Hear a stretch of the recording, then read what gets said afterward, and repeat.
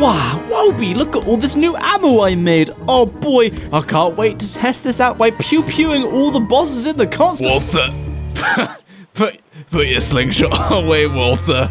We're not killing all the bosses today, Walter. But I wanted to test. Walter, you must choose the lunar affinity and make the crystal blue for me once again.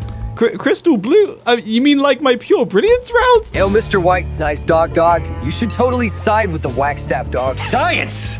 Who's Wagstaff? Me, Saul Goodman. I'm a lawyer, and I need your help. I made a bargain with the Shadow Queen, and the only way I can get out of it is if I make you side with the shadows. Walter. Oh, well, maybe I can do both. No, Walter, you must put all the energy into making the blue stuff. Away, Walter.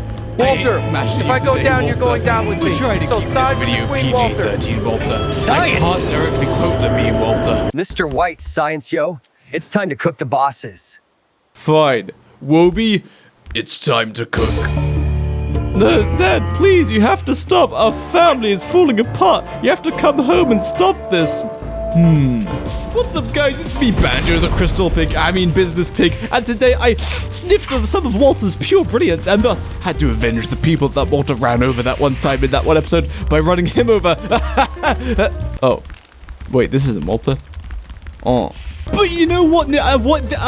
This video has no sponsor, but you could be the sponsor. You just become a channel member and get early access to the videos. I'm leaving now. Bye-bye. To go run over more crippled children. Welcome to the Walter Skill Tree Boss Rush. This boss rush will be a little different than the others I've done, as in this video, we will be following two separate boss rushes at the same time. 2 for 1 deal, baby. 2 rushes, 1 video. But why, Jakey? And what's the differences between them? Well, child, after lots of practice runs, I couldn't make my mind up about which affinity I liked better, so we'll do both in this video. One run will use this skill tree, sticking with the lunar affinity the entire run, with its primary goal being speedrunning Celestial Champion to unlock all of Walter's lunar ammo as soon as possible, then tearing through the rest of the bosses. This includes going so fast that we'll aim to kill Crystal Diclops in the first winter. The second run will be sticking with the Shadow affinity and this skill tree. In this run, I want to rush Ancient Fuelweaver as soon as possible to unlock all of Walter's endgame gear, the Shadow gear that is, before blasting through the rest of the bosses, though this means I'll probably miss killing Crystal Diclops in the first winter. I'll explain each skill tree in each run when the skills come into use, so with the roots established, let's get started. Walter, but Shadow only. Also, yes! Don't die. Let's go! In the early days of both runs, other than the normal gathering, my primary focus is to acquire monster meat as soon as possible. Hooah! This is because feeding monster meat to Wobie, Walter's unkillable pet dog, will transform her into Big Wobie, and Big Wobie has a bunch of awesome effects granted by each affinity, including moving faster than the fastest kind of beefalo in the game. You can see in each run Wobie is a different color, and that is because of the affinities. Wobie takes on a different appearance based on the affinity she has. Wobie by default also has an inventory like Chester, meaning I can store things in her risk-free since she cannot die. Approaching the end of day 1, Shadow Jakey is mining gold. Oh my god, a tool bed for epic. While Lunar Jakey is exploring a swamp and fighting tentacles with an axe. Quite a dangerous activity, but the reward is of course monster meat for Wobie. Nice. Both runs also eventually want a tentacle spot to craft an upgrade for Walter's Slingshot later. That's right, with the new skill trees you can indeed upgrade Walter's Slingshot. Speaking of which, the Slingshot is Walter's main perk. Walter is like the only character in Don't Starve Together where his primary combat method is using range attacks, being his Slingshot. Right now the Slingshot isn't too powerful as I don't have any good ammo for it and I have no upgrades for it, but with the help of these 4 skills on Walter's skill tree, I'll be able to upgrade the Slingshots later. Shadow Walter is using pebble ammo to defeat a tentacle. Despite their very low damage, they're still faster than fighting with a spear or axe, since I can hold the attack button without kiting, and the tentacle can't do anything to fight back. You'll see this trend crop out throughout the runs. A lot of mobs, including bosses, are just simply not built to deal with a ranged attacker.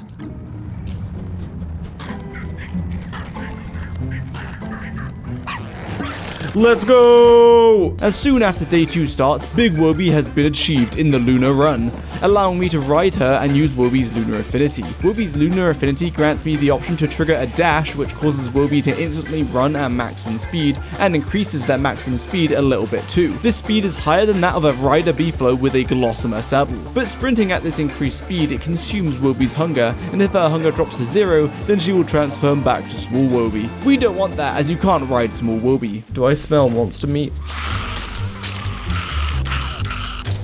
Both runs have or are digging up graves. That's because I'm going to need some purple gems, and graves can give reds and blue gems, which can be combined into purples. Although the lunar run will need a lot more purples than the shadow, you'll see why once each run achieves their best gear and ammo.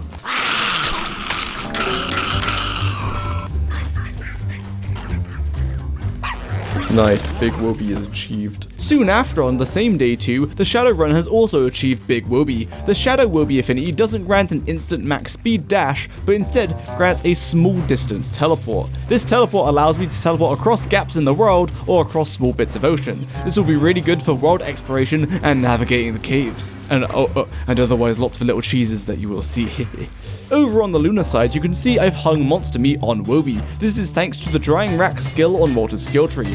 This skill gives Woby a drying rack on her back, which will dry meat on it when Woby is Big Woby. This gives me access to jerky version of meat, which are great for health and sanity, and will be used as food for Woby with another skill that I'll mention later.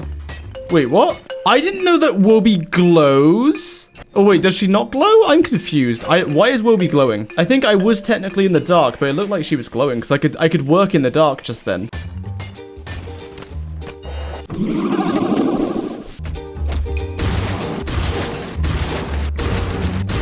Finally, Lunar Walter has begun sciencing. Finding pig houses allows me to make all the usual early game gear, being like a lantern, hand bat, football helmet, among other things, and uh-oh, Shadow Walter is in big trouble. Oh no, oh, I'm so sad, dude. I'm actually so sad. I've never been more sad in my entire life. Shadow Janky managed to get whipped by a tentacle in the swamp while not wearing any armor, dealing a bunch of damage, almost killing him. Since Walter is a child, he only has a small 130 health pool. He is also fearless until he gets hit. Every time I take damage as Walter, I will also lose sanity proportional to the amount of damage that I took.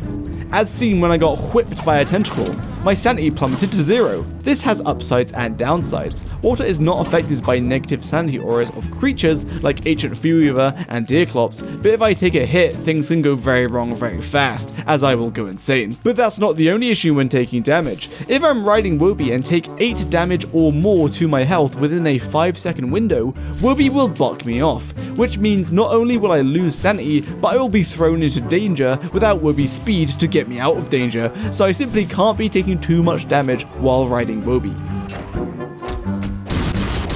You may have noticed I am right-clicking to mount Woby rather than opening her action wheel. That's because ever since Walter's skill tree, the developers changed how you mount Woby and trigger her special effects like Shadow and Lunar Dashing.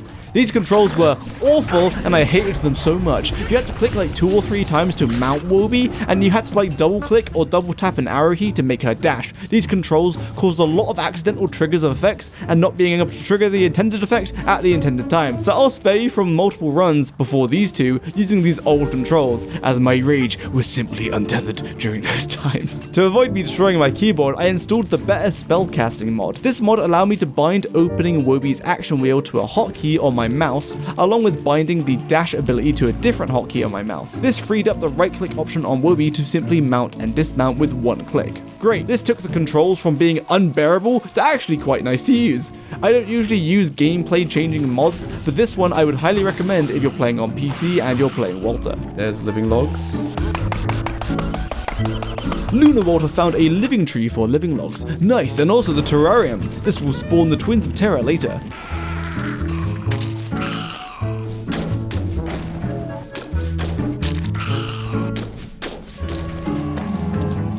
Lunar Walter finally found Chester, so not only do both runs have Woby's inventory, but also Chester's, all the better for gathering. Shadow Walter has gathered the rabbit and materials to make the Prestidigitator. This is the tier 1 magic station which I'll use to make some magic ammo later on, 2 sets of magic ammo. Shadow Walter also spotted a bottle. This tells us where Pearl's location is in the sea, though Shadow Walter isn't rushing Celestial Champion, so it doesn't really need the bottle this early, but it's still good.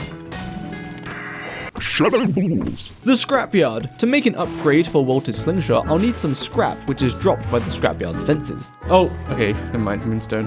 Cool. And I found the Moonstone Forest. This is Lunar Walter's first big milestone. To rush Celestial Champion, I need to complete the Moonstone event on day 11, requiring the Moonstone Forest to be located, and soon after, I must rush the ruins for a Starcaller staff and get back to the Moonstone event, but the Moonstone Forest before day 11. Shadow Walter acquired both a tentacle spot and a cattail to craft the flailing slingshot band. This attachment upgrade to the slingshot is the best of its class, as it makes my attack range the furthest it can be, and also increases how fast my ammo moves once fired. Neat. You'll notice throughout the early game, I've been turning monster meat into monster jerky, and crafting that monster jerky into Woby snacks. One monster jerky makes 2 Woby snacks. These Woby snacks don't spoil as well as they stack. This is enabled by the Woby snack skill, and makes it super easy to keep Woby in big form forever, as long as I gather monster meat occasionally. Alright, you can help you one now.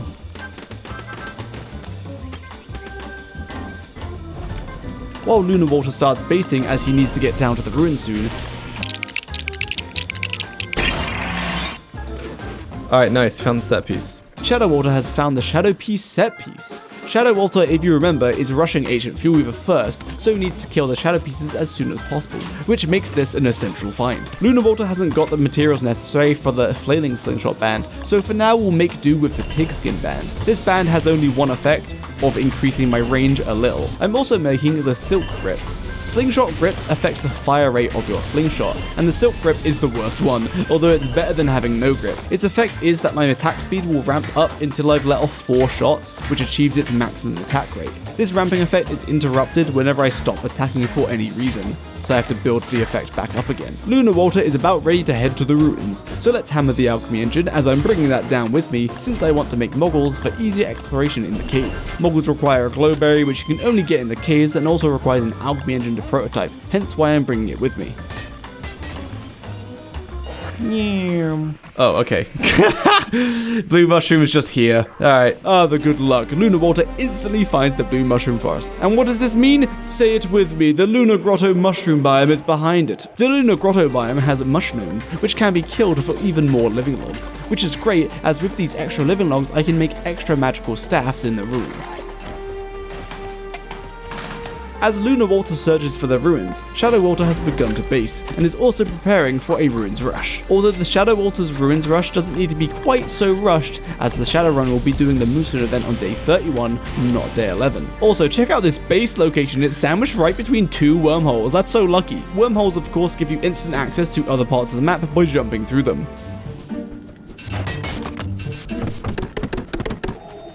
Hey look, Nightmare Werepig. Lunar Walter has located Nightmare Werepig. I won't be killing him yet, but I will mine his pillars for the marble, as that will make some decent marble ammo, which deal 51 damage per shot, and will make me a marble suit. What the dog doing? Marble suits reduce damage by 95%, but they slow you down. But since I'm riding Woby, the speed reduction has no effect. Having high damage reduction means I won't be bucked off of Woby so easily, since if you remember, we have to take 8 damage or more in a 5-second window to be bucked off. We found what we're looking for, a depth worm. Killing this will give monster meat for Woby snacks and a glowberry to make moggles.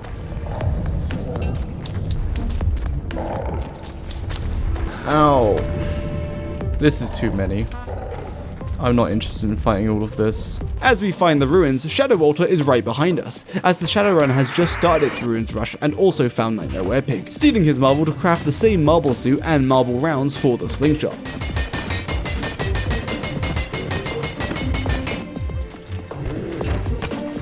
Lunar Walter has crafted their marble suit and moggles. Then we're gonna smash down the alchemy engine and pre-craft it, ready to place it back at the base when we return. Since my slingshot isn't very good at the moment, I equip the marble suit and use my handbat to take out these bishops, since my thirst for purple gems is very real in the lunar run.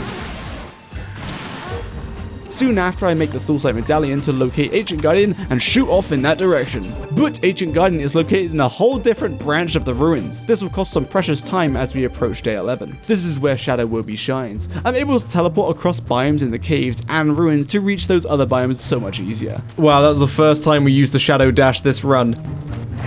Shadow Walter has found his way to the Lunar Grotto, grabbing some living logs since I found no living logs on the surface.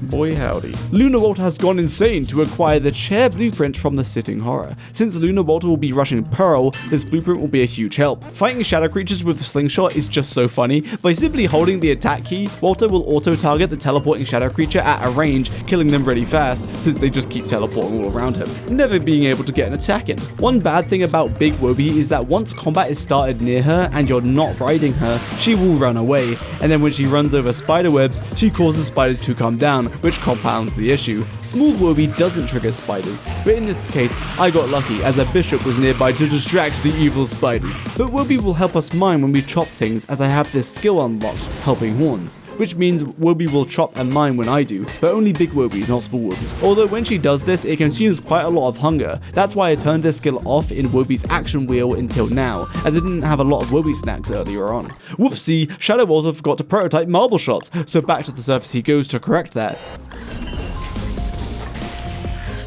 And while I'm here, I'm going to find and place all the shadow pieces at their set piece ready for the night of day 21. Once that's done, I can spend all the remaining time in the ruins and fighting bosses. While Shadow Walter explores the map to find the suspicious marble pieces, Lunar Walter is starting the Ancient Guardian fight. Ancient Guardian deals 100 damage, which would almost kill me and definitely get me bucked off of Wobie. Or will it? Since I'm wearing the marble suit, 100 damage will be reduced by 95% to 5 damage. So even if I tank an entire hit from this big bad boss, I still won't get knocked off. I'm also slightly choosing Ancient Guardian by staying far out of his arena. Doing this causes his behavior to constantly switch between retreating to his arena and charging toward me. But when he does charge toward me, he gets staggered out of his charge by my ranged attacks. Once phase 2 starts, he does occasionally jump, but I can easily dodge this with Wobie speed.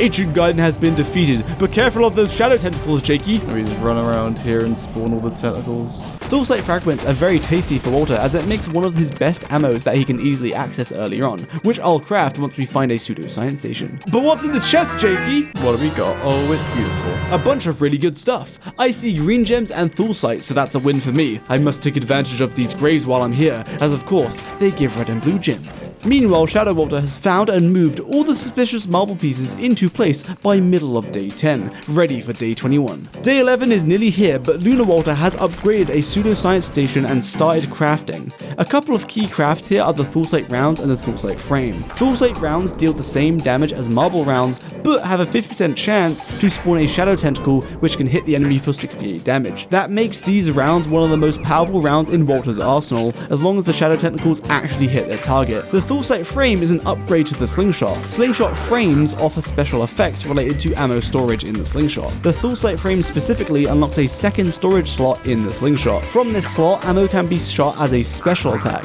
but what does this special attack do? We'll find out later, as I don't have my slingshot mod kit with me to attach it to my slingshot yet. I'm just about done crafting and day 11 ticks over. It's time to leave to prepare for the Moonstone event. Since it's close to day 11, Shadow Walter is going to hold off going to the ruins so that I can grab Glommer. If you're familiar with my videos, Glommer is usually grabbed as a ritual in my runs, but in this case, Glommer has real purpose. Glommer goop is used to make an attachment to the slingshot, which I really want. Lunar Walter snipes a tentapillar and grabs an easy tentacle spot for the flailing slingshot band recipe, before heading back to the surface. One tentacle spot, please. Thank you. What's this? Freeze rounds? What do they do? You'll never guess. Well, freeze rounds freeze enemies with the power of effectively 2 ice staff casts. But not only that, I'm attaching the Thulsite frame to my slingshot and putting the freeze rounds in the special attack slot. This special attack is triggered by right-clicking and manually aiming the shot. But the Thulsite frame adds a special effect, being any magical ammo, like the freeze round, will have its effect applied in an area of effect rather than just the target that the shot hits. This means I can freeze a group of enemies in one shot. What could this be useful for? As the full moon approaches, Lunar Walter begins setting up walls around the Moonstone, but leaving a path into it still? Jakey, won't the moon creatures get to the Moonstone through that hole? As the full moon hits on both runs, Shadow Walter grabs 2 fireflies and of course immediately kills Glommer. I'm sorry, Glommy Daddy needs his Glommy goops. For the 2 Glommer goop he drops, haha, you thought I was gonna grab him.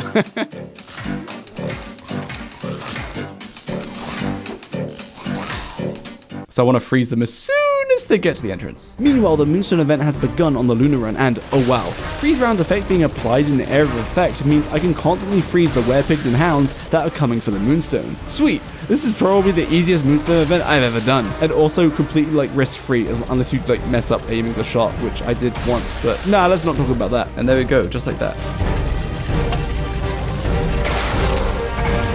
With one Glommer Goop, Shadow Walter makes the Glommer Grip. If you remember, grips affect the attack rate of the slingshot. The Glommer Grip specifically increases the attack rate of the slingshot by a flat rate. So it doesn't have a ramping effect like the Silk Grip, but overall the Glommer Grip is much better and much more consistent, so that's why I got it. Lunar Walter doesn't have the Glommer Grip yet. I'm going to use a little trick to acquire the Glommer Grip later, since I miss Glommer. But for now, I'm deconstructing the Mooncaller's staff as we're on a time crunch to progress through Celestial Champion's spawning sequence. Off to the archives.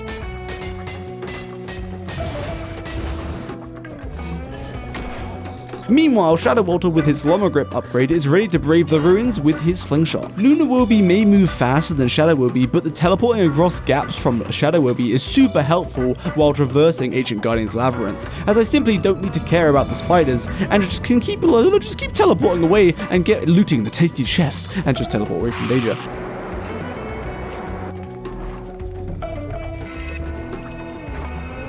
Lunar Walter has acquired the Astral Detector blueprint. This will reveal the celestial altars to me on the surface and then point me toward Lunar Island, followed by a boss, Crab King. In the Shadow Run, I opted to skip the Moggles and instead make a Miner Hat. This still acts as a head slot light source, and I didn't really need the extra vision that the Moggles provide, since I'm not in a rush down the caves. I have located Ancient Guardian. Otherwise, I chose not to bully Ancient Guardian quite as much as the Lunar Walter, as I fought him in his arena, fair and square. While still using the super safe marble suit though, gotta be safe. Oof. Ow! I didn't think you'd bite twice. Goodness gracious.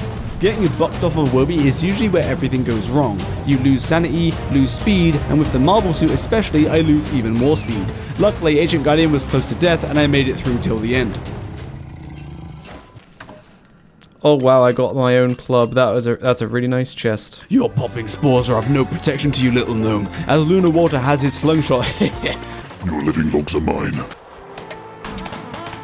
7 fragments. Don't mind if I do.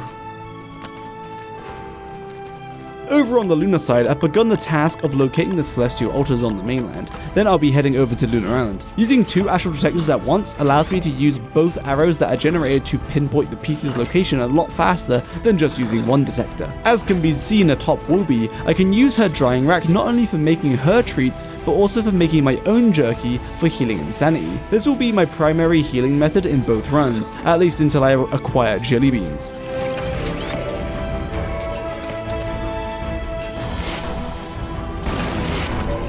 Shadow Walter cleans out a pseudo-science station ready to upgrade and craft. I'll be crafting the same things as Lunar Walter, except I want a lot more Thulsite rounds, so we'll craft Thulsite walls to then hammer them later for Thulsite fragments, thus giving me more materials to make more Thulsite rounds later. Since I didn't get too much Thulsite, I'm duplicating some Thulsite suits using construction amulets and deconstruction staffs to get enough for my crafting needs. Over on the Lunar side, I'm farming Nightmare Fuel to craft the Shadow Manipulator. This lets me craft a Telelocator staff. I can use this staff to force it to rain later for 2 of Prowl's tasks, and also use it on myself to teleport away from wherever I am. This will be useful for quickly getting off of Lunar Island. Speaking of which, I've loaded up the 2 altar pieces I found on the mainland and setting sail to where the astral detector is pointed to next, Lunar Island. Once I arrive, I locate the perfect triangle for my altars, so bring them on over and mine out the 3 altar pieces located on Lunar Island itself.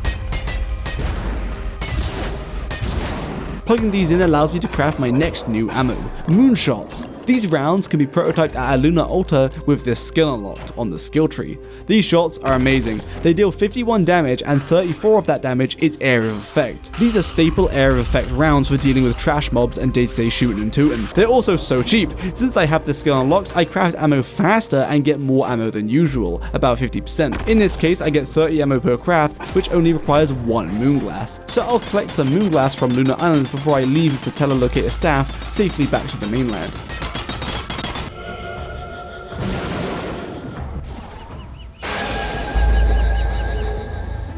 Where's his 3rd branch?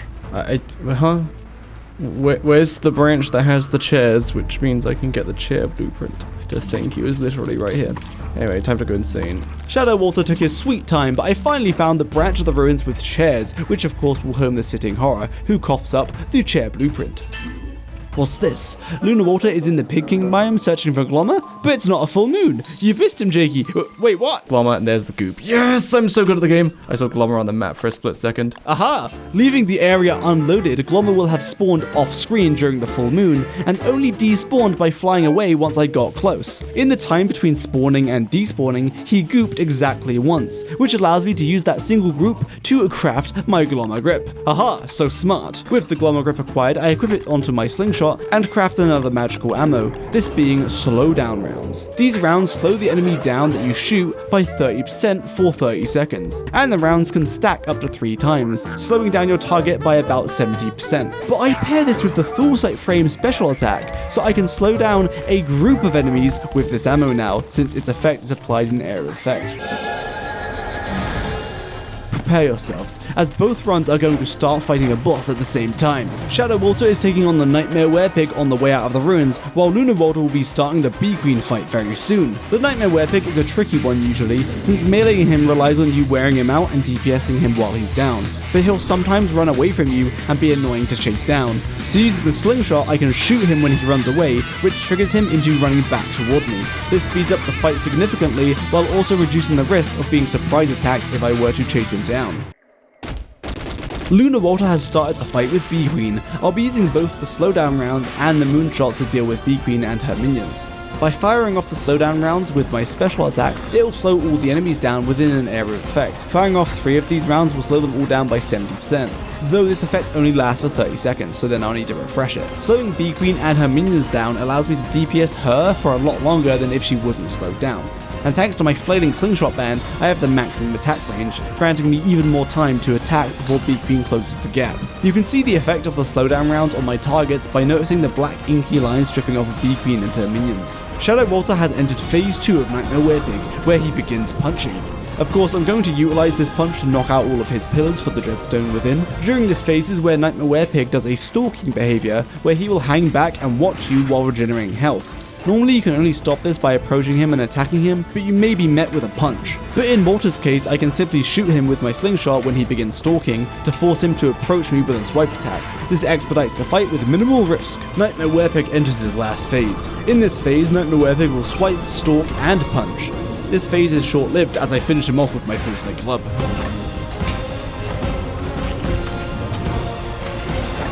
Nice. The Dreadstone Pure Horror and Dreadstone Armor blueprints are all mine. I'll use these to make a Dreadstone helmet for a self-renewing armor piece which grants 90% damage reduction. Lunar Walter is still fighting on, and has pushed Bee Queen to phase 2. This phase is the same as phase 1, but Bee Queen just spawns more minions, which means I still need to slow Bee Queen down and her minions.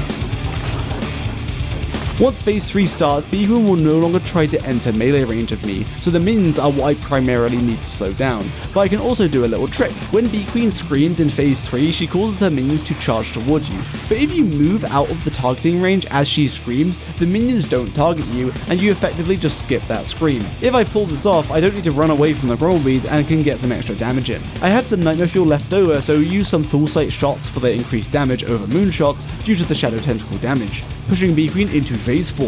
Phase 4 means that Bee Queen will scream a bit more often than phase 3, so I must be a bit more vigilant with the slowdown rounds. Funnily enough, right as Lunar Walter takes down his Bee Queen, Shadow Walter has begun his very own Bee Queen fight, both happening at the same time on day 18.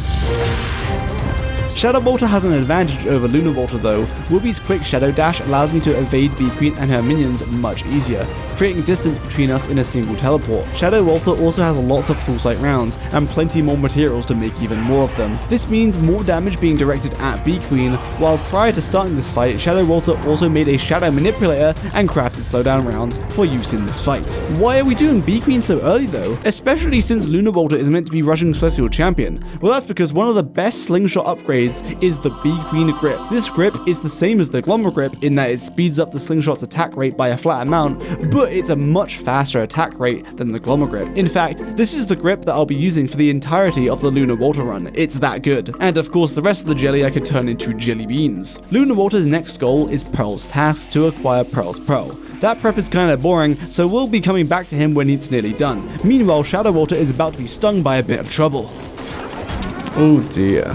That's not good. A downside of Walter is that he is allergic to bees, and what this translates to in game is he takes extra damage from each bee attack no matter how good your armor is, which means I will always be bucked off of Woby even if I get stung by just one single bee. Luckily, the Thulsite Crown protected me from any further damage this time around, and I'm able to resume the fight on Woby. The combination of slowing down your target and the Thulsite rounds means that the Thulsite rounds' tentacles will hit the target most of the time, meaning my Thulsite shots are dealing a maximum of 85 damage per shot on average. Bee Queen is down, and the Bee Queen grip is achieved on Shadow Walter. Since Thulsite shots count as magical rounds, firing them out of the special attack slot will also grant a chance at tentacle spawning on every enemy within the area of effect. Unfortunately, because the tentacles are so slow, this has very few practical applications, but seeing a lot of tentacles spawning is quite funny. While the Bee Queen grip is really good and my preferred grip, once we kill Ancient Fuelweaver on the Shadow run, we'll be switching to a different grip that buffs Shadow slingshot ammo. Speaking of which, that's what's next. The shadow pieces on the night of day 21. Lunar Water also has a deadline for day 21, as that's when winter starts and when rain will turn to snow.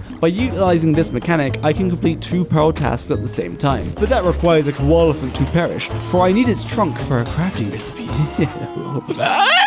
Shadow Water is hungry for Thulsite fragments, so placing down the Thulsite wool I crafted and then subsequently hammering them will grant me plenty of fragments to keep using Thulsite shots as my primary ammo. Otherwise, Shadow Walter is goobering around until the night of day 21 to fight the shadow pieces. So let's gather fossils I need to spawn Fuelweaver. Oh, forgot I'm not playing Luna.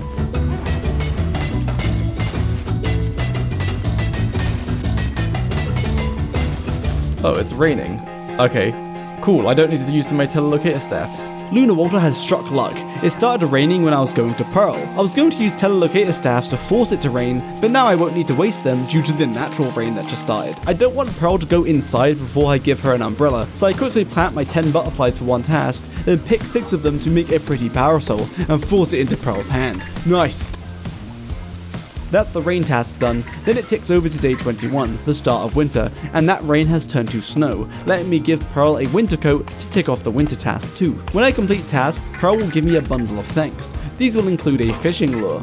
The stupefying lure I do actually want, but the others I'm going to deconstruct to extract the cookie cutter shells from inside. Once I have 2 of these, I can start duplicating them by making cookie cutter helmets, but this requires me going back to my alchemy engine that I forgot to bring. Oops. Meanwhile, Shadow Walter found the Vault Goats in his world, and thanks to the slingshot, killing them is no issue. Both runs want 3 Vault Goat horns to make weather panes later, but since they have a low drop rate, killing Vault Goats early guarantees that the horns will be a bottleneck. Lunar Walter returns to base and starts duplicating the cookie cutter helmets. I need to repeat this until I have 10 cookie cutter shells for Pearl's house. Doing this duplicating means I don't need to rely on RNG on trying to find cookie cutters out on the ocean, which could make or break the run if they hide really well. The night of day 21 is here. While Lunar Walter keeps gathering for Pearl's tasks, Shadow Walter is starting the Shadow Pieces fight.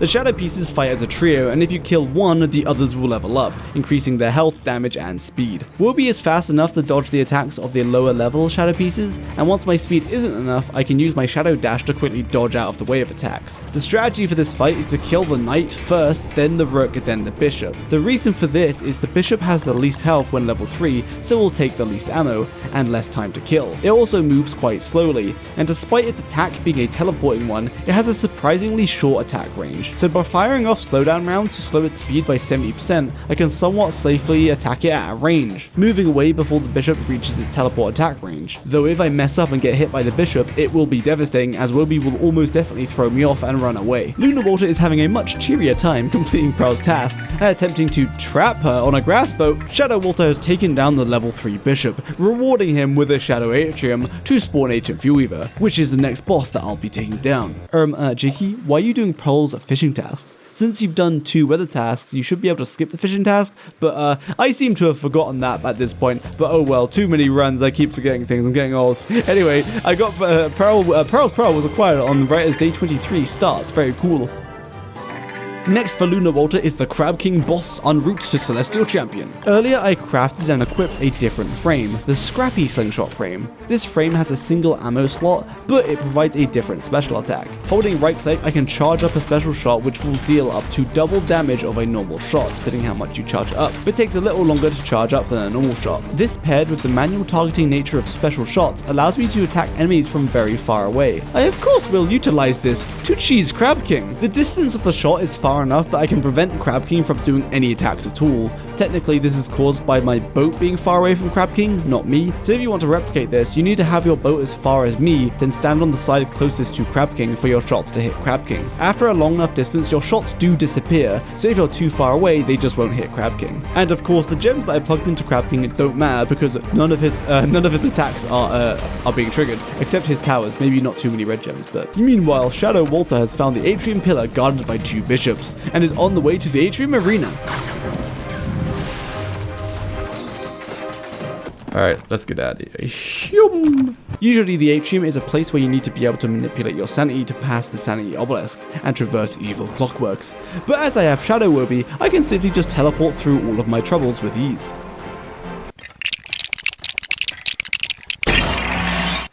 You didn't think I was going to fight Fuelweaver legit this early on, did you? Ha! Using the pillar blueprint learnt from Ancient Guardian, I craft 2 pillar scaffold kits and add 40 rocks to each. This gives me 2 big strong pillars which can block anything for a limited time. Lunar Walter has taken down Crab King and will now retrieve the final altar piece before heading to Lunar Island. The Ancient Fuelweaver fight has begun. I'll be using Wobie's teleport to escape Fuelweaver's snares while I lure him behind the 2 pillars that I set up prior.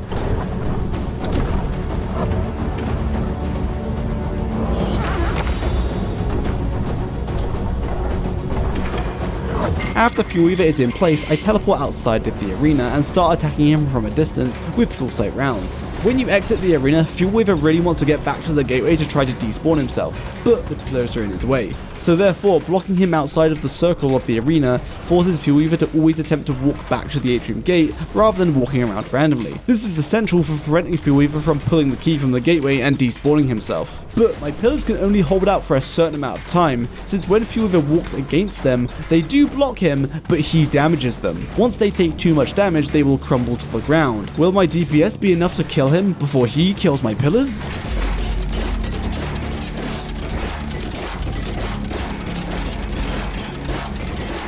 Aha! Of course it was enough DPS, otherwise I wouldn't have done it. Even with a Silk Grip, I would still have enough DPS to kill Fuelweaver right before he would have killed both of my pillars. But oops, I forgot the Dreadstone to enable the hard mode cave rifts. That means I need to go back to the base then come back here. Darn, lose a bit of time there. Almost immediately after killing Fuelweaver, Lunar Walter has plugged the last Celestial Altar into the Lunar Island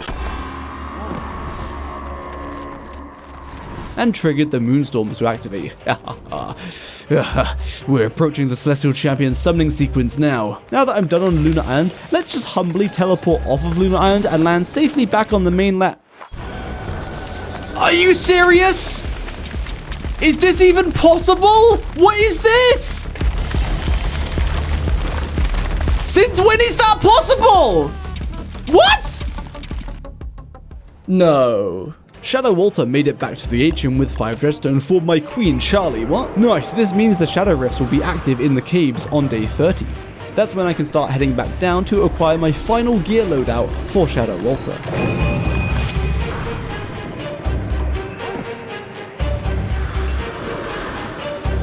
Back to Drowned Walter.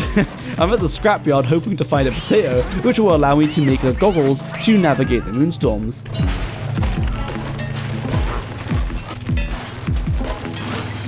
The lack of luck keeps coming. With Wobie, I can still travel at maximum speed through the moonstorms, but I just can't see anything. So I'll gather materials on the edge of the moonstorm where I can still see a little bit and hope that Wagstaff starts the experiment on the edge of the moonstorm too. Now that Shadow Walter is waiting for the Shadow Rifts to open, I'm going to start doing Pearl prep. I'll be limited by Crystal Deiclops in the second winter, but killing Celestial Champion will still be good to get out of the way early to access endgame materials sooner. Each time Wagstaff puts an experiment too deep inside the moonstorm, I can destroy it to fail the experiment experiment and force him to spawn it somewhere else.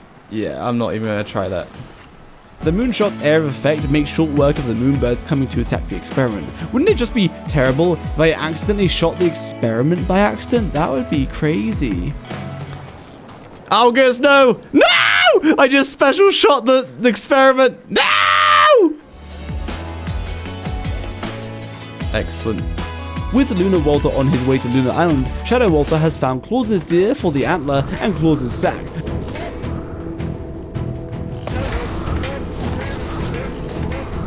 Then starts the Claus fight. By slowing down Claus with slowdown rounds, I can stay out of melee range of Claus for long periods at a time. Doing this means Claus can't melee me, nor can he use his deer's magic attacks. These magic attacks have a long range but are triggered by you being in Claus' melee range, and then he does a magic attack instead of a melee attack. So keeping my distance means I'll never trigger any kind of attack, unless of course I get too close. The slowdown rounds also double as a damage boost to my full slate shots, like I said before, since more of my shadow tentacles will hit the boss that they're targeting, since the boss is moving a little bit slower, or well, 70% slower. It's actually like 71.3 or something because of the way it stacks, but whatever, who cares. Krampus has an awkwardly fast and long range melee attack, but I don't care since I have ranged weaponry.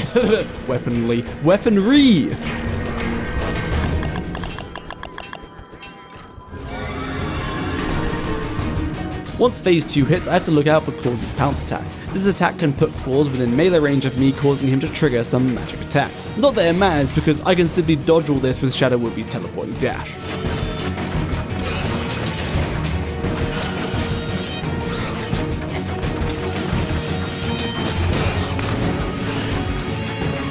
Claus is down for Shadow Walter. Meanwhile, Lunar Walter is spawning the Celestial Champion on day 28. With my moonshot rounds, I will whittle down Celestial Champion's health at a safe distance. Oh, not such a safe distance for Chester though. Chester, no. Good. If all my homies hate Chester. As Walter, you can cheese phase 1 and 2 of Celestial Champion by trapping him behind 2 hot springs that are close together, but I shall minimize the cheese usage this time. But I will not show the same mercy to Scrappy Werepig, who Shadow Walter is now fighting. By staying at a far range, Scrappy Werepig won't try to melee attack me with his fast and awkward to dodge attacks, but instead he will throw garbage at me. This garbage will land and form extra scrap piles or add to existing scrap piles. This is a genuine strategy to increase my chances at getting a potato from these piles later for the Moonstorms in a Shadow Walter run. Otherwise, these scrap throws are very destructive and will knock me off with Woby. If I get too close to his arena, Scrappy Werepig will resume his melee attacks. As Celestial Champion phase 2 is born, Scrappy Werepig falls to the might of a tree guard.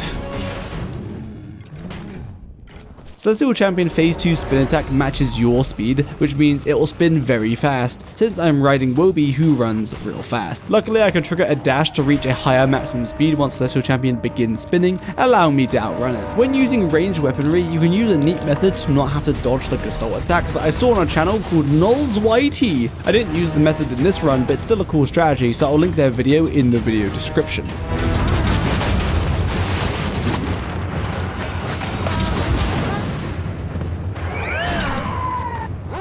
Phase 3 Celestial Champion is here. Despite being the final phase, it's probably the best matchup for Walter, since Phase 3 Celestial Champion also uses range attacks and doesn't move. This means all my full slate shots, Shadow Tentacles will hit, and all I have to do is dodge its laser attacks by slightly stepping diagonally, in any direction. The blue circle Gestalt spamming attack I do need to get out of the way of, but again, I could have used Noel's YouTube strategy to block the Gestalts from getting to me. That strategy is once again linked in the description.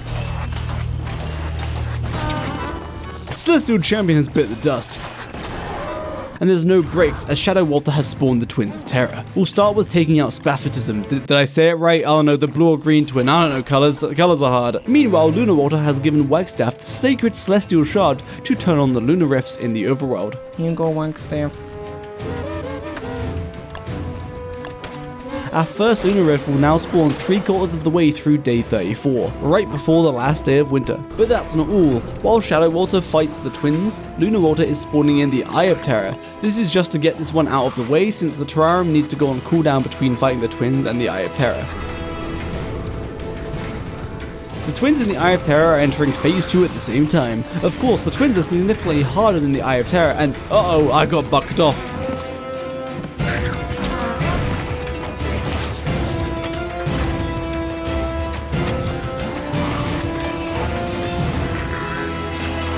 Lunar Walter will feast upon all the moonglass that Celestial Champion generated from its crystal pillars.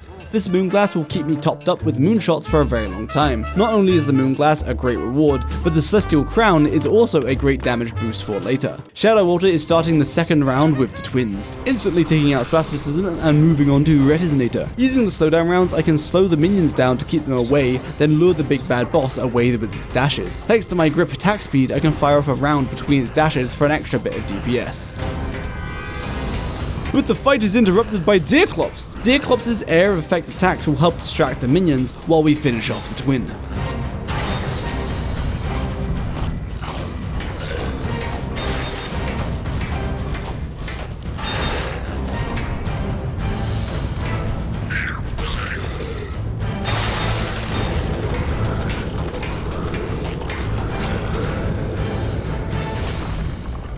The night of day 31 is upon us. That means it's time for Shadow Walter to do the Moonstone event for his Mooncaller's staff.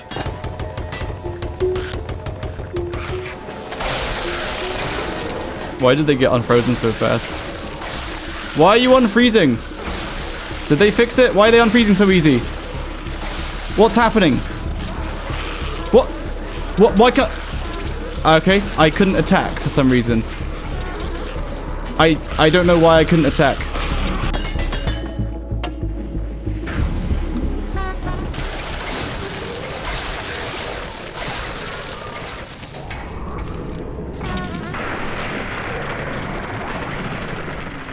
Oh, okay. This game sucks.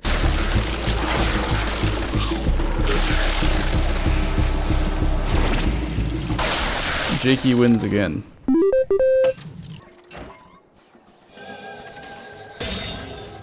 When the lunar portals activate, they'll eventually spawn some deadly bright shades, which I want to attract to my base, so planting my own grass tufts and saplings will guarantee that they'll at least come to my base first before going somewhere else. This makes it very convenient to kill them for their drops, and these drops are needed to make my best lunar ammo. Since Lunar Walter will be killing all the bosses before second winter, I have to take out claws before Deerclops spawns in preparation for Crystal Deerclops. We've seen a claws kill already from Shadow Walter, and Lunar Walters isn't doing much different, other than I'm using Moonglass rather than Full Sight since moonshots are so much cheaper.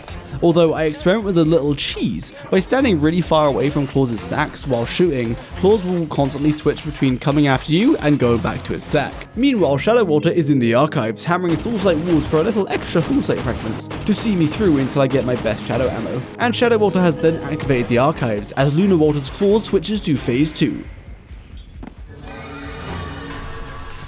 Doing the long distance cheese with Phase 2 Claws still kind of works, but when he turns to face you, he will always pounce, leading him to get really far away from his sack.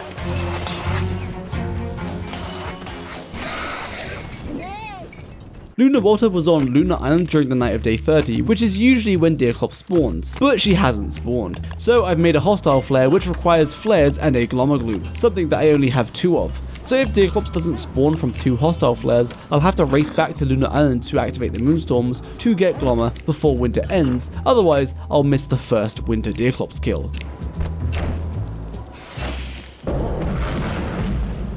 Do we got ourselves a Clopsy?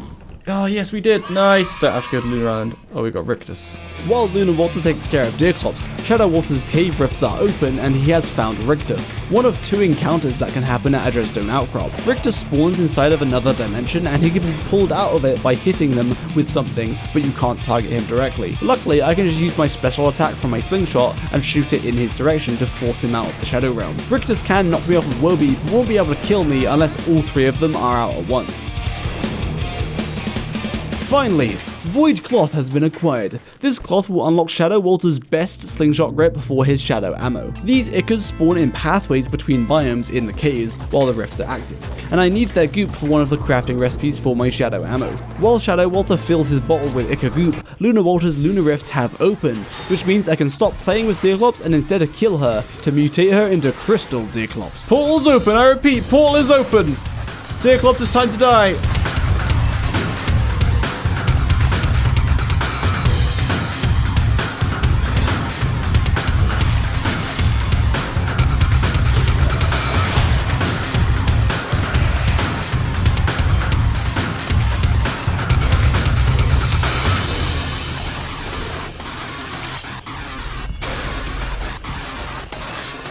Heading back to the ruins for a couple of things. Firstly, since the cave rifts are active, that means so are the mimics. These mimics can eat certain items to enchant them. One of these items are the flailing slingshot band to give it a buff.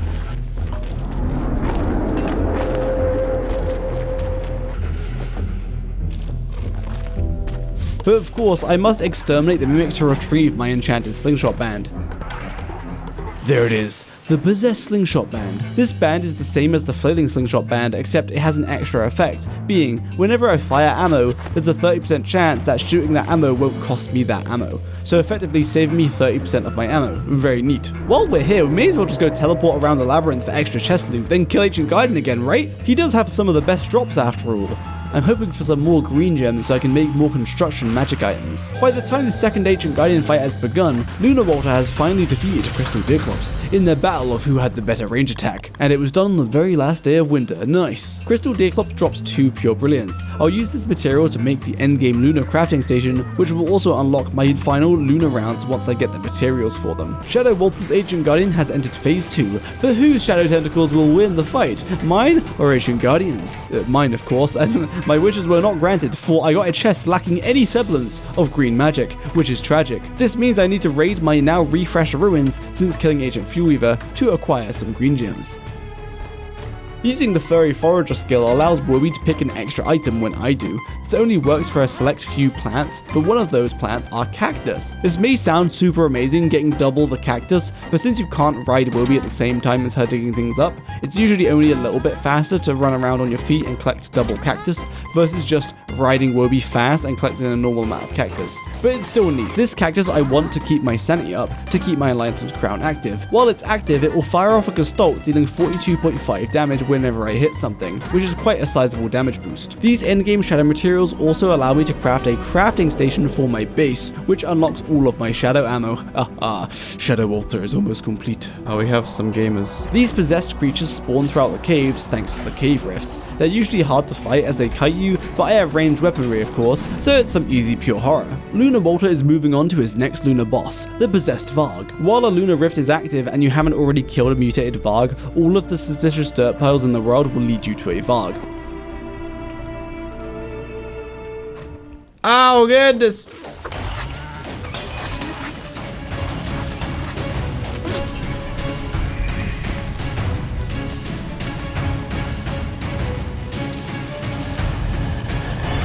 This Varg is one of the more dangerous bosses in the run, as its Frost Breath attack does a ridiculous amount of damage if you get caught up in it, as a large portion of that damage is planar, which will completely pierce any physical damage reduction armor that I'm wearing.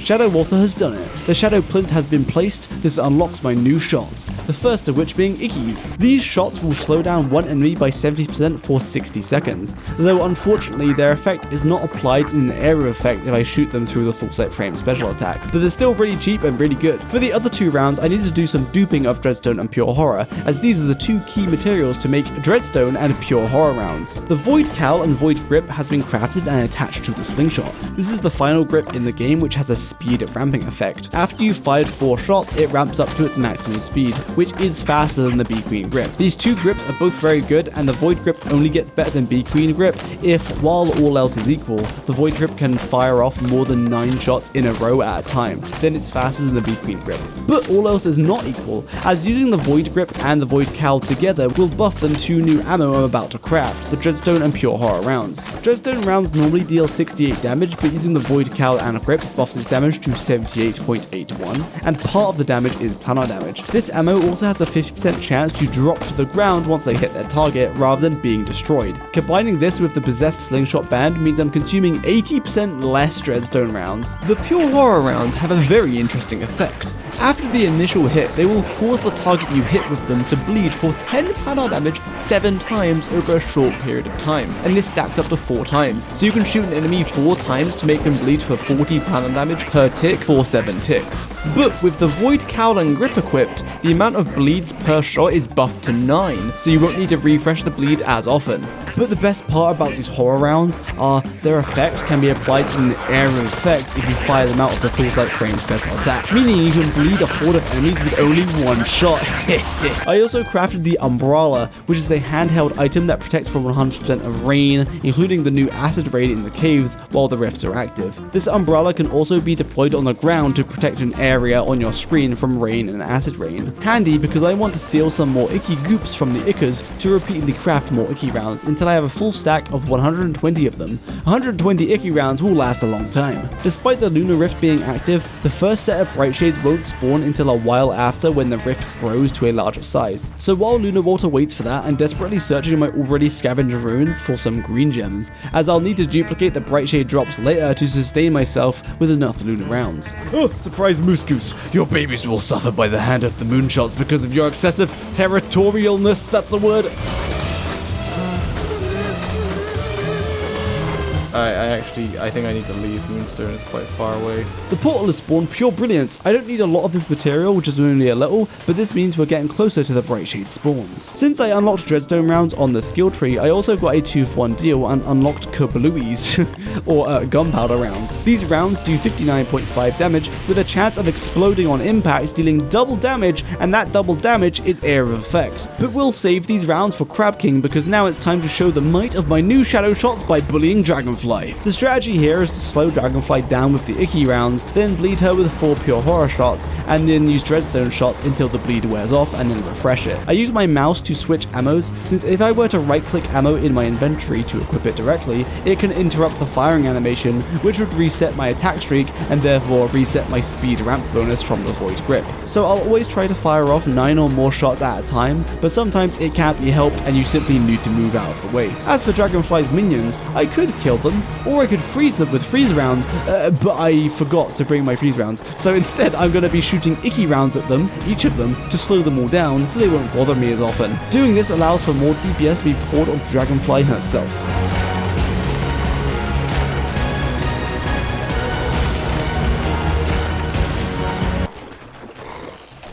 What the dog doing?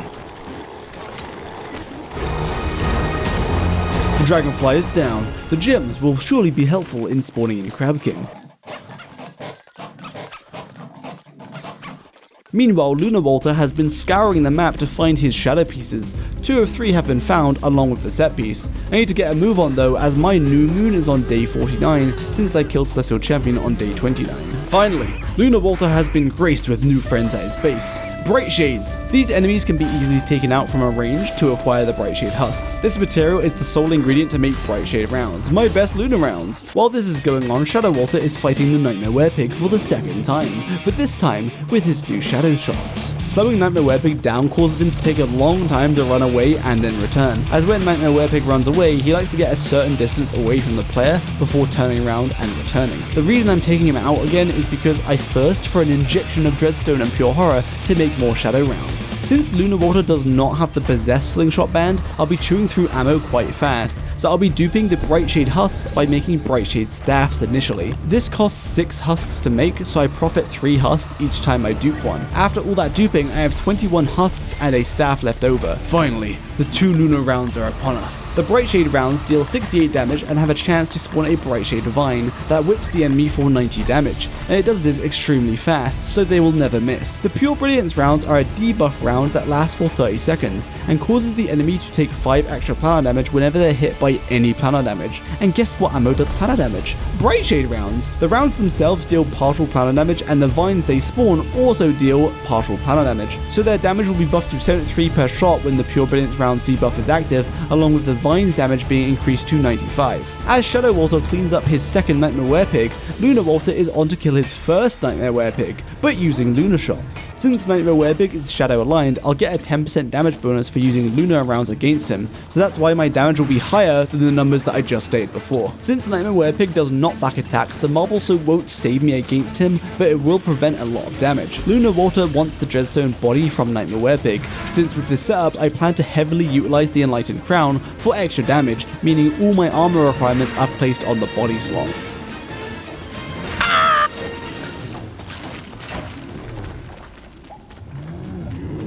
While Shadow Walter makes a start on Pearl's tasks, Lunar Walter is starting the Shadow Piece's boss fight. In this Shadow Piece fight, I'll be killing the Bishop last and plan to slow him down so he never gets within attack range. But with the help of the Pure Brilliance and Bright Shade rounds along with the Enlightened Crown, my DPS is insanely high because everything is hitting the Bishop, including the Gestalts.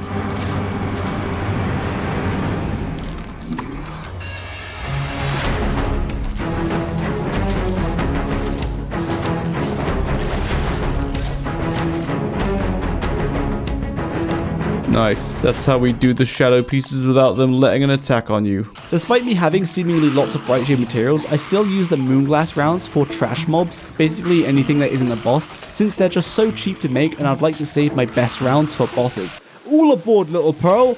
You belong to me now. Malbatross. Unfortunately for me, Icky Round's slowdown effect only work while the enemy is on solid ground, even if they're flying. It has no effect if they are on the water, but it's no worries, since my Horror and Dreadstone rounds are shredding through Malbatross. Malbatross has been defeated. I'm too fast, you can't hurt me. Luna Wobi can't teleport through the Sanity Obelisk, but she can just simply run through them. I can move so fast that I'm through the obelisk before they even have a chance to go up and block me. By placing down 2 Star Callers for every 1 Moon Callers, I can create a ball of sanity restoration that also keeps my temperature stable. This will be great during any boss fight to keep my sanity high for the Enlightened Crown. I won't cheese Fuelweaver quite as hard as Shadow Walter, as I'll be fighting him inside his arena. But despite that, prepare to witness perhaps the messiest Fuelweaver fight you've ever seen, as Lunar Walter using all endgame lunar gear. Help! I'll get knocked off now. The Bright Shade Staff fires a projectile which bounces around hitting multiple targets, which is perfect for taking out Ancient Fuelweaver's Phase 2 Shadow Hands that grant him invincibility. Failing that, I can simply special shot in the direction of minions and the Shadow Hands to take them all out at a long range, keeping Fuelweaver trapped on this pillar, because his pathing sucks, haha lol. I almost had the damage to take Fuelweaver out in one phase, that's crazy. I made a mistake. Lunar Walter doesn't really care for the Ancient Fuelweaver's drops, but at least we can take him off and enable the cave rifts. Oh wait, my Dreadstone armor broke, so I can't deconstruct it for the Dreadstone I need to give to Charlie. Oops.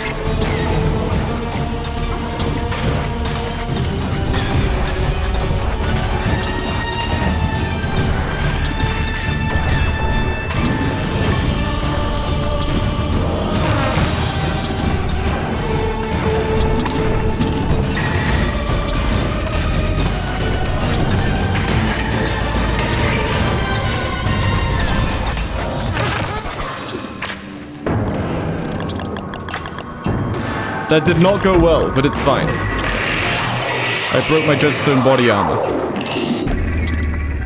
Goodness gracious, that did not go well at all. While Fuelweaver was busy dying, Shadow Walter was sailing the seas, and after accidentally glimpsing Monkey Island, I then found Frostjaw, the next boss. Ah, here we go. This boss is super cheesable since I can just range him from the boat and he'll never get to me, but let's fight him on his icy platform. I say we won't cheese him, but he doesn't fare too well once he is slowed down, since he really wants to get close to you to do his attacks. The only attack I need to look out for is the one where he jumps. Yes, I'm so good at the game. I'm actually so good at the game. Yo, he's being staggered so much. Nuts. Alright, just heading into the ruins without any armor. Let's go! It's DPS time, baby. Yes, the sanity is being upkept by the 6 stars or however many it is. Yes! I'm just so good at the game except when he jumps. Why isn't he jumping? Yo, this is the best Ancient Guardian kill ever. I don't want to move. I don't want to move, please. I don't want to... No, he hit my boat! Oh, that was so close, man. Lunar Walter's second Ancient Guardian chest is much better than Shadow Walter's. 3 green gems, yum yum yum. Since my Dreadstone armor broke, I need to duplicate Dreadstone and I have no pure horror, so I can't craft Dreadstone armor. Instead I craft Dreadstone walls with a construction amulet, then hammer them to profit 2 Dreadstone each craft. Goodness gracious. My ears. Shadow Walter is beninging the Grab King fight using the same strategy as Lunar Walter, but I'll be charge shotting kablooies with the scrappy frame rather than moonshots. Kablooies are the gunpowder rounds that I made earlier with the chance to deal double damage. I did this mainly just to show them, as gunpowder rounds are actually really good and pretty close to Thulsate rounds in terms of DPS, but Dreadstone rounds would have been technically better to use here since they are more damage and get the Shadow versus Lunar damage buff. Yo, big explosion.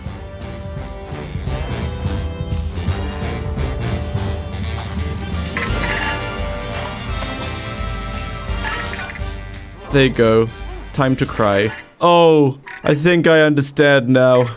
Thank you for bringing this to me. As Shadow Walter activates the Moonstorms by plugging Crab King's altar into Lunar Island, Lunar Walter is about to activate the Cave Rifts. Since I'm using a Lunar ammo, I don't actually need anything from the Cave Rifts, but an Umbrella would be neat for rain protection and protection from the Lunar Hail on the surface. Alright, we're gonna have day 63 rifts. That is neat. Since I farmed scrap piles earlier with Scrappy Werepig as Shadow Walter, I will have a much better chance at getting a potato from them.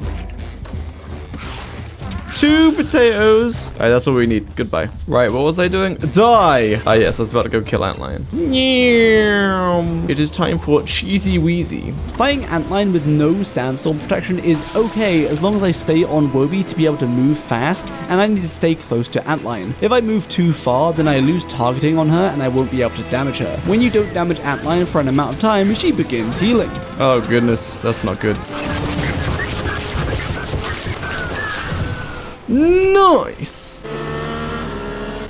Yo, Sandstorm and Moonstorm? Now I definitely don't want to see. The Sandstorm was leaked into the savannah. This is not good. Hello, Wagstaff. Since I don't have moonshots on Shadow Walter, I'm using special attacks of the Pure Horror rounds to deal AoE bleed damage to the Moonbirds to protect the experiment, which actually works really well. Pure Horror rounds are just effectively your AoE rounds, but for Shadow Affinity. Even though you can activate moonshots and Shadow Affinity at the same time, and in fact I did in this run, but I just never used moonshots because I never felt the need to. Meh, I don't have roommates. I live on my own and have peace and tranquility. Yo, me too. High five. Except I have the cutest, tiniest little dishwasher that I never use. Your mom. Sorry. Remember when I said I hope I don't shoot the experiment like way earlier on? Yeah, this is the payoff. I shot the experiment with Pure Horror not once, but twice, feeling each of those experiments. While Shadow Walter plays with Wagstaff, Lunar Walter is putting down 4 Starcrawlers and 2 Mooncrawlers in a ball a short distance away from Toadstool's arena. This will grant me over 2 sanity restoration per second, which means I can continuously shoot with the Enlightened Crown, and it will never deactivate. This grants an additional 42.5 damage per shot from the Gestalts being fired out of the Crown, which is a massive damage boost, over 40%. Ideally, I'd slow Toadstool down in the center of the arena so he takes longer to get to me and never launches an attack, but I also want him away from the center of the arena so he takes longer before he starts spawning his trees. Speaking of which, this is why I killed Vault Goats. 4 Weather Panes. They're a reliable way to dispatch the trees in a timely manner.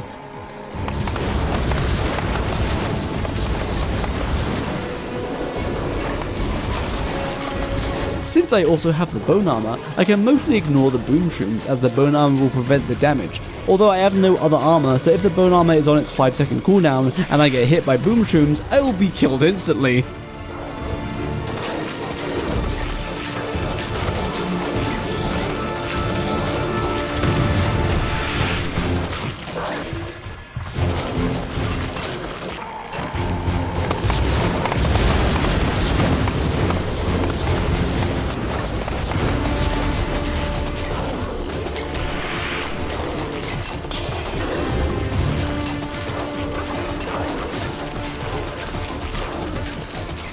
While Toadstool is being slammed by Gestalt, Shadow Walter has begun the Eye of Terror fight. Since I've already killed the Twins of Terror, I only have the Eye left to kill on this run. Even though I've used Icky rounds to slow the Eye of Terror down, it only slows down its movement and not its attacks, so its dashing attack will still move at full speed.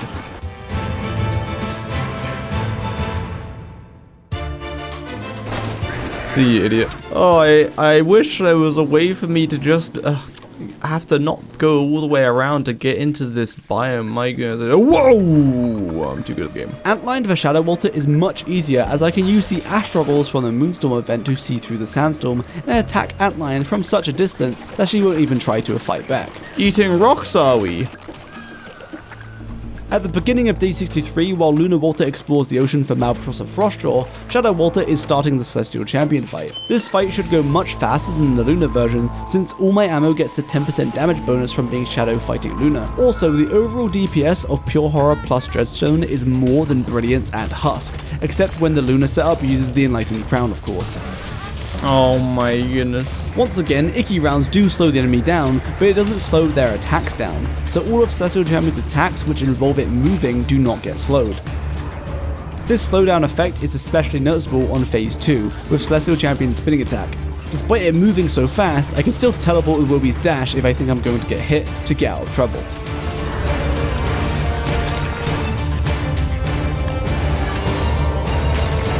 And phase 3 is easy peasy. I become a pea shooter, he becomes a pea shooter, except my damage is really high and I can dodge his attacks and he can't dodge mine. Oh, I'm terrible at the game. See you, idiot. The Celestial has been chonky-ened. Since I don't want to deal with darkness and I don't need the new moon to fight shadow pieces, I reactivate the moonstorms on the Shadow Walter run right after killing Celestial Champion. Lunar Walter shortly after copies this idea and reactivates the moonstorms for Light 2, and follows that up with a Twins of Terror fight. The full moon day grants a long night to fight the twins without being shrouded in darkness. I'll be using my cook cactus to keep my sanity above 170 so that it fires out gestalt whenever I fire off a shot for the increased damage. Throughout the fight, I'll opportunistically switch to moonshots if it would mean that area of effect damage will hit minions close to the boss. This way I can keep damaging the boss while dispatching the minions at the same time without losing so much damage on the boss, and you know, so the minions don't bite me and buck me off with Woby. Oh, goodness. Perish. Oh, I'm terrible at the game.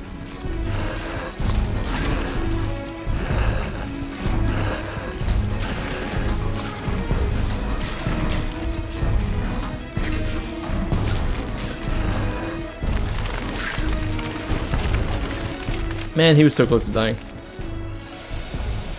Perish. It's time for Shadow Walter to fight Toadstool. I chose not to use the Enlightened Crown in this fight since I already did it in the Lunar Walter run, so I'm using pure Shadow Gear with Shadow Ammo. This is worse DPS than using the Enlightened Crown, and you'll be able to see that by looking at how many weather panes I end up using. Lunar Walter used 1.6 weather panes as reference. But the good thing about not having to stick to a ball of stars and mooncrawlers is I can freely roam around the arena, always keeping Toadstool out of reach, so I never need to dodge an attack or worry about boom shrooms. This is something slightly bothersome with using Dreadstone rounds. If you're in a fight like Toadstool where it lasts a long time, you'll have to craft more Dreadstone rounds during the fight, but then after the fight you have literally hundreds of rounds on the floor to pick up. But really it's a good thing. If I were using any other rounds, those rounds that dropped to the floor would have simply been destroyed, so I wouldn't have the option of recovering them. God, oh my goodness, that's a lot of stuff. Since the Shadow Rifts are now active for Lunar Walter, I head down into the Labyrinth to get a Mimic to possess my Slingshot Band, so I can finally start saving 30% on all my ammo. I also made sure to untransform Woby, since she runs away if I get into combat, and while she's big, she triggers spiders, which could, you know, make problems worse. I absolutely did not learn this the hard way in a previous run. No. Come here! Oh my goodness! Perish! Die! Can you, like, just permanently stay still? Like, damn, she's so annoying. Leave me alone, freaks. Oh my goodness. Oh my goodness. Why are there so many? Eat. Why are you sat there? Oh my goodness. Why are the spiders everywhere? Why are there more? I can't, man. What activated? Okay. No, Woby is activating more spiders! I can't, man. I actually can't. Woby, you are actually beyond useless. You're activating more spiders? Are you kidding me? She's like running around everywhere just activating more and more spiders. I told her to stay. This is ridiculous. Where is she? Where is she? Where is she? Oh my... I need to eat the jerky that's inside of you. Come here. Oh my goodness! I actually can't. I actually can't. I actually cannot. No thanks. I actually can't. It's crazy. She wouldn't just stay still. So listening back on this is like the angriest live crunchy Jakey has ever been, and it's also gosh darn hilarious. Back to the normal run. Oh, portal's active. By constantly searching suspicious dirt piles, I can spawn lots of Vargs into the world. Doing this means I can control how fast the Lunar Rift collapses by killing a bunch of possessed Vargs sequentially. Since each time you kill a mutated boss, it shortens the lifespan of the existing portal until it simply collapses. I plan to do this so I can line up the next portal spawn with Deerclops' spawn on day 91. Since if the portal isn't active when Deerclops spawns, then I can't kill it and mutate her into Crystal Deerclops. Lunar Walter is taking on the Ink Blights, but using the Bright Brightshade Staff and the Enlightened Crown just to show how much it shreds them because, like, damn, look at this. Oh my goodness, they're just dying. I'm only wearing bone armor. Oh my goodness, this is so stupid. Oh, there goes one. Oh, and they're all dead. Amazing. Did you all die? Epic. Lunar Walter is finally going to take out Scrappy Werepig using maximum cheese for revenge in not giving him a potato from the scrap piles earlier. Yo, we're having a range off.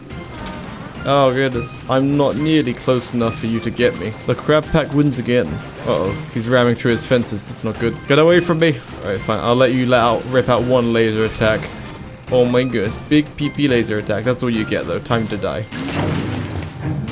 Meanwhile, Shadow Walter is absolutely annihilating the Rabbit King with Air of Effect bleeds, slowdowns, and Dreadstone. All of you will bleed. Oh, I got kicked. I love AoE bleeding. Oh wait, Rabbit King died. That was easy. Time for death. Using slowdown rounds on Dragonfly rather than Icky is still decent as you still get the 70% slowdown, but you need to fire off 3 shots. But slowdown can be fired as an Air of Effect attack, so I can slow down Dragonfly and multiple larvae at the same time. Oh goodness, that's not good.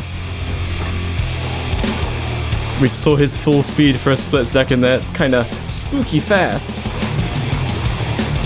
Got him. See ya, fool. Shadow Walter is killing Scrappy Werepig again. That's because Shadow Walter is waiting for Berger and the second winter to take out Crystal Deerclops. Oh no, not the laser cannon. Ah! Oh goodness. What? Excuse me? I'm getting annihilated right now.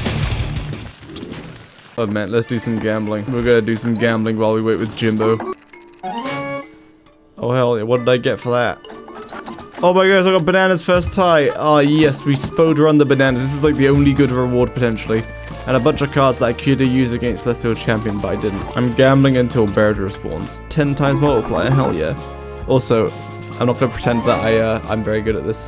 Is there a Borger nearby? There sure is. Alright. Almost certainly due to not gambling, Lunar Walter is rewarded with an early Berger spawn on day 75. But unfortunately, I did not manipulate the portal spawn timing on the Lunar run, so the portal collapsed just before Berger spawned. Well, at least I still have Frostjaw and Malpatross to find on Lunar Walter.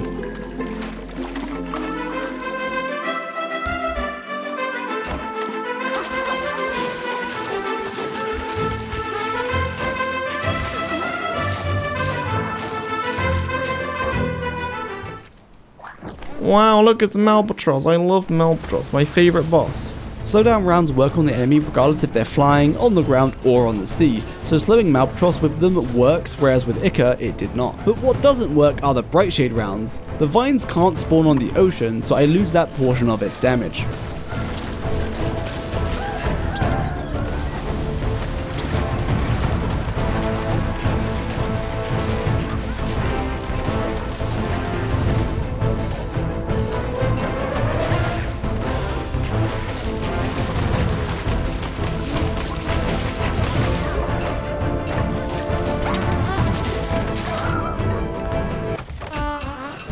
Oh, that's annoying. Goodness sake, I thought it was 12, not 10. I did a glimpse, Monkey Island. Decided to go back to Monkey Island and hope there's bananas there. We kind of rush onto the island.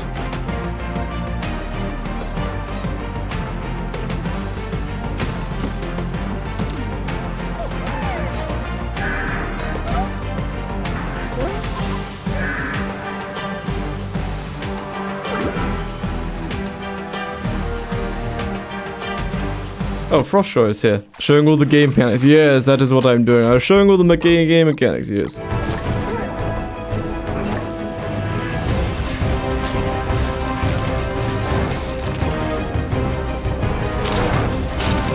Oh my goodness.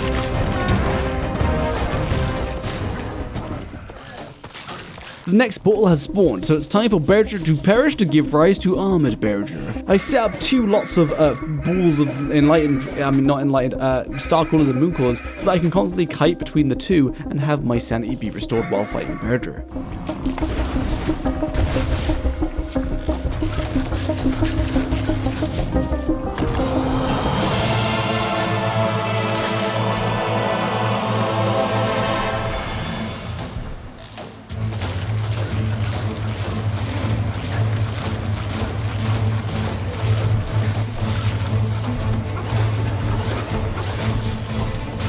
Butt slam. Do it. Wait, why didn't you butt slam? Why is he not butt slamming? I'm confused. No stun, only death. And that's it. We did it. Day 80. That's fine. The lunar run is complete! Armored Berger was its last boss. This was a super enjoyable boss run, and I enjoyed the simplicity and consistency of its ammo and the Bee Queen grip. But it's not over. Shadow Water is taking out all the Vargs he spawned earlier to force the current lunar rift to collapse. I want the portal to be active at the start of winter, which is day 91, and it takes 5 days to spawn, then lasts 15 days. So I'll collapse this portal now, and a new one will be sure active for day 91. See, idiot.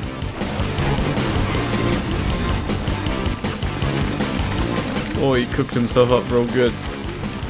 With nothing left to do but wait for day 91, it's time to make the base look pretty, baby!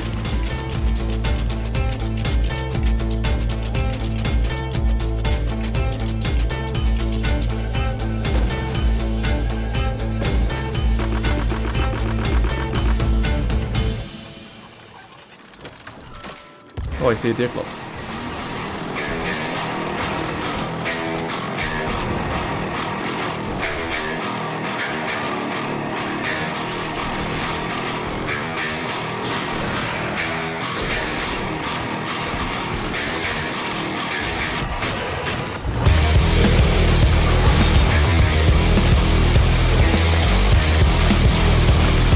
Oh no, Woby! Woby, no! You ran out of juice!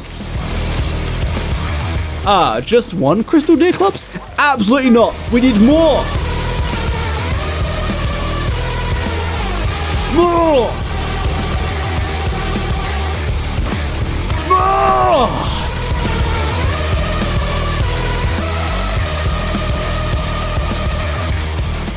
Alright, that's it. Thanks for watching. You know what I love more than Woby? That's right, Chester.